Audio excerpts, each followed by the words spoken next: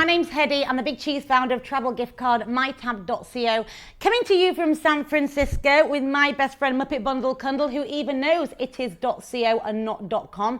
We're looking at price and product differentiation today, and I'm going to go a little bit down memory lane. There's some quirky things down here. Remember something like Rubik's Cube? And then it was the biggest boomer in the 80s and everybody loved it, and I couldn't do it because I'm absolutely completely rubbish at it. I don't think I even got 4 colours right. But then it dipped down because it was a fad and it died its death. And then it became a collector's item. That's where the price on the product and the product on the price based on supply and demand, it all changes. So I'm going to show you a few different examples of how the price have changed and the concept of these, and then I'll do a recap afterwards. Come with me. Okay, so we're doing this basically price based on product differentiation strategy. I'm going to show you the Word document first. So we're looking at something really simple. The price base increases on demand and it scales to introduce new affiliate brands. An original product then becomes less interesting, so the new products must take over. It's like Rubik's Cube is introducing mugs and cups and all these different merchandise. That's how they do it from a marketing strategy. They need to develop the business because it's going to be a one-hit wonder if not. But then what if there's no new product? Well, the original product then became a fad. That's a bit of a pity. And that's a little bit like the Rubik's Cube kind of idea. It was originally around, $7? Actually, that should have been £7, which is $12. But then it reduced over the next few years to like $4. Then it became a collector's item at $9. Now, it didn't boom through the roof, but it still is classed as a collector's item piece.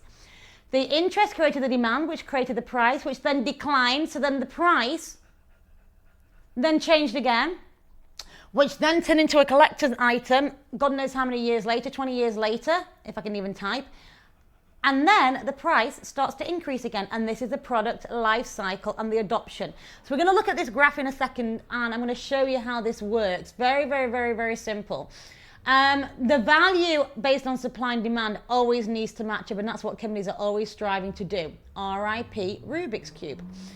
So we'll scroll down here now. Okay, the product life cycle, you're looking at research and development, that's the first stage. Then you introduce it to the market to early adopters.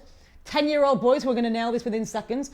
Growth early, which is obviously that's why it starts developing, to maturity, and then it switches down and it starts declining.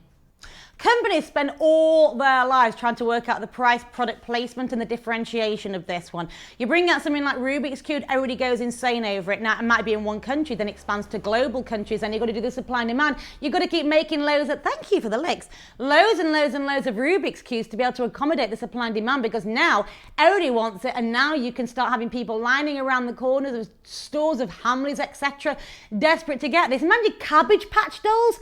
Everybody. I was living in England, people were crying in New York. Parents were crying because they couldn't get the right Cabbage Patch doll for their kid. It is a doll.